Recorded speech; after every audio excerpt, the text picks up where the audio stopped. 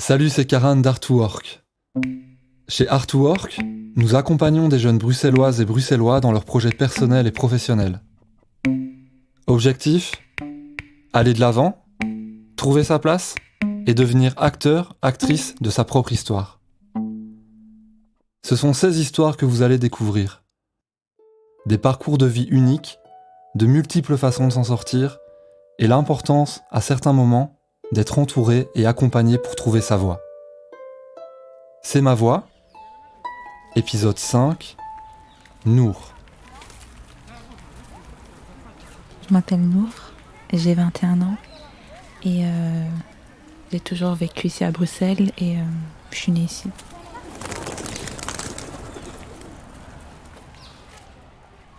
Je viens d'une famille d'origine différente, donc j'ai baigné dans plusieurs traditions différentes.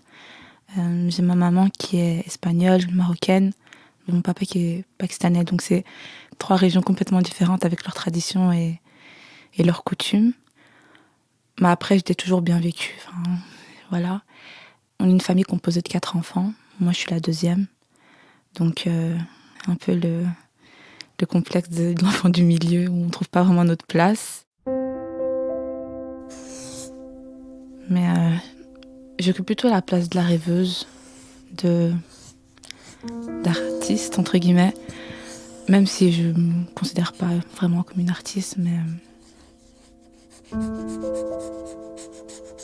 Depuis toute petite, je dessine parce que j'ai vraiment du mal avec les mots. Du coup, je préfère m'exprimer à travers le dessin.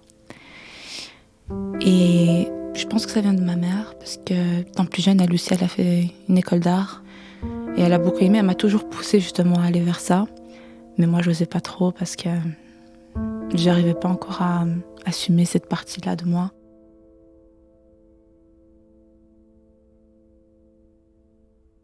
Au début, j'avais pas spécialement beaucoup de problèmes avec l'école. J'étais plutôt bonne élève.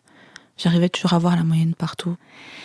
C'est surtout ma timidité qui m'a beaucoup bloquée dans ma vie. Avant, je n'osais pas du tout aller à la caisse pour acheter un article, quoi. Je devais demander à ma sœur, tu sais, prends pas à ma place, s'il te plaît, et tout. Enfin, je pouvais vraiment rien faire seule, quoi. J'avais toujours besoin d'être accompagnée. Je voulais être invisible. Et donc, j'avais commencé d'abord en secondaire en général sciences. Puis, ça m'a plus trop plu. Donc, j'ai été vers... mes 2 dernières années, je les ai faites en agent d'éducation, donc pour être éducatrice. Et ça m'a beaucoup aidé à m'ouvrir socialement et à m'affirmer un peu plus. Mais j'ai pas envie de travailler en tant qu'éduc parce que c'est un métier qui me correspond pas du tout. Je l'ai fait vraiment pour... un peu comme un challenge, quoi, pour m'ouvrir un peu plus et... tout en gardant une partie de moi et pas changer complètement.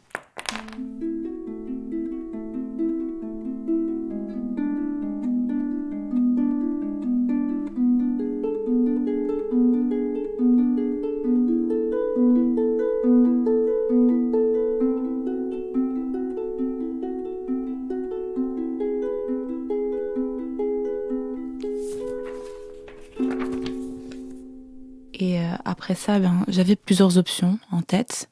Mais j'étais jamais vraiment sûre à 100% de ce que je voulais faire. Et donc j'ai un peu tenté toutes les idées que j'avais en tête. Donc d'abord j'ai entamé des études en psychomotricité, où ça se passait plutôt bien, mais je me sentais submergée par la quantité de savoir qu'on devait acquérir au bout d'un certain moment, quoi. Et donc c'est ça qui m'a aussi beaucoup freinée dans mes études. C'est toujours ce sentiment de ne pas y arriver, d'être un peu dépassée par tout ce qui se passe. Donc j'avais arrêté mes études de psychomotricité au bout de la moitié de l'année. Puis j'avais entamé l'année passée des études d'assistante vétérinaire. Et là, j'ai vraiment pas du tout aimé. J'ai vraiment arrêté. C'était presque la moitié de l'année, mais je n'étais pas arrivée à la moitié que j'avais arrêté.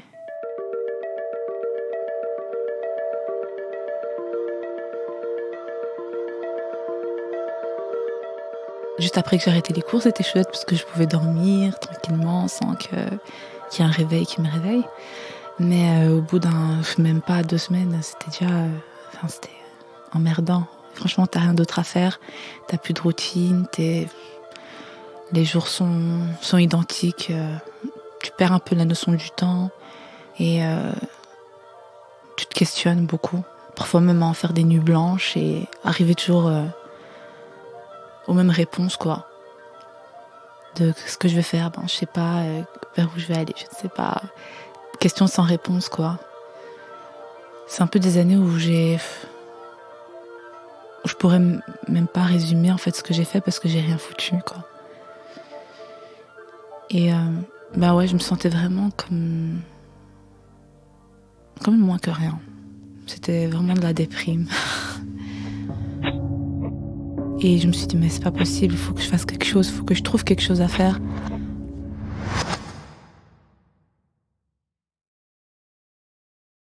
Et quand j'ai reçu un email de mon assistante sociale qui m'a proposé justement cette formation de coach to start, je me suis dit peut-être que c'était le destin, que c'était quelque chose qui tombait vraiment au bon moment et que je devais le faire maintenant, quoi.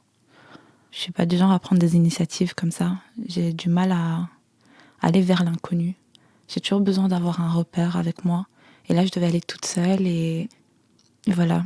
Et je suis vraiment contente d'avoir passé cette formation parce que ça m'a beaucoup aidée, tant sur le plan professionnel que personnel. Je suis plus souvent maintenant seule qu'accompagnée, quoi. Et j'aime plutôt même bien faire ça seule. Je suis moins perturbée par la vie des autres et je me concentre sur mon avis à moi. Si ça me plaît à moi, je le fais, c'est tout. Je pense que ça me donne beaucoup plus de force et d'affirmation aussi de mes choix. Durant la formation, j'avais surtout l'intention de m'inscrire en infographiste, mais je voulais pas rester bloquée dans une case, quoi. Parce que je suis quelqu'un qui me lasse quand même assez vite, donc j'avais besoin de savoir que j'aurais du nouveau toujours, quoi. Alors on a creusé un peu plus et on a trouvé justement cette formation de communication visuelle à l'ERG. Et puis en août, je me suis dit que c'était le moment jamais de commencer, quoi, tout ça. Et ça, c'était gratifiant de le faire soi-même et de faire toutes les démarches de soi-même, même si c'était un peu casse-tête à un moment donné, mais j'étais fière de me dire que je l'ai fait toute seule, quoi. Et que j'ai été acceptée, donc ça fait plaisir.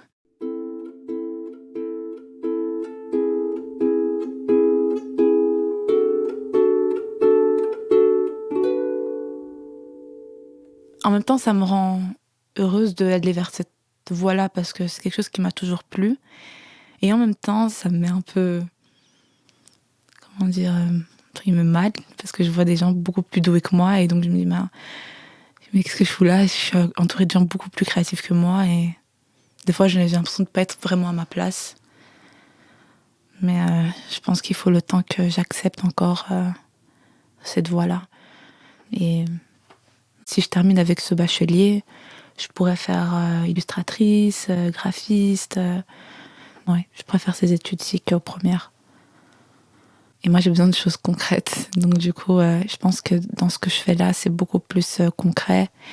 Et ça me permet de mieux visualiser un petit peu dans quoi je peux terminer, quoi. Et du coup, j'espère juste être épanouie professionnellement déjà.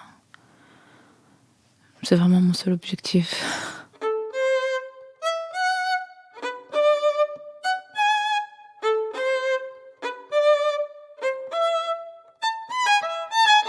Et ne pas avoir peur de l'échec. J'en ai encore peur, mais ne pas avoir peur entre guillemets, des faux pas qu'on peut faire. Parce que moi, je trouve que c'est beaucoup mieux quand tu fais des petits détours. Ça rend ça beaucoup plus intéressant qu'une ligne droite, quoi.